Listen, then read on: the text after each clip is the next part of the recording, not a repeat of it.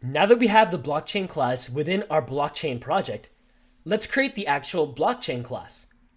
At a basic level, the blockchain is based off of a few concepts.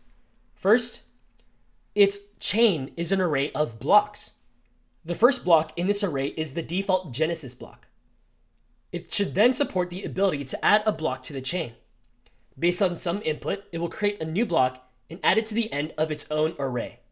Finally, the new block that is created will be based on the last block. And by doing this, it creates links across the chain. So with that in mind, let's create this new blockchain class. Go ahead and open up the sfchain project in your code editor. To start, let's add a new file at the root of the project called blockchain.js. So we have a new file called blockchain.js. Now this will hold the blockchain class. So first up, since this will be a class based off of using a chain of blocks, we'll need access to the block class. So let's set up a block constant that is the result of requiring the block module that is local to this file. Local meaning /. And now let's create our blockchain class. So we're going to have a class called blockchain, the body of the function with a pair of curly braces. And then we're going to have this special constructor function. And in this constructor, we actually won't have any parameters, but we will give this blockchain object a chain that is for now set to an empty array. So for the very first element in this array of blocks called our chain, we're going to give it the Genesis block. So that way this chain can get started with some values, or rather with the one Genesis value. Now directly call block.genesis within the array that is set to the chain. Great. We now have the chain for the blockchain class. Now let's give it the ability to add a block with a function called addBlock.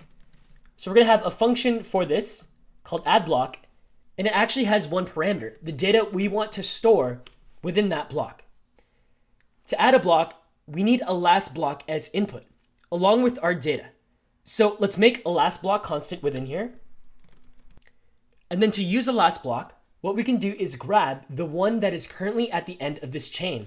So we'll find that by going into this.chain, and then we're using brackets to access something at a specific index, and then we'll access the element at the last index, which is this.chain.length -1.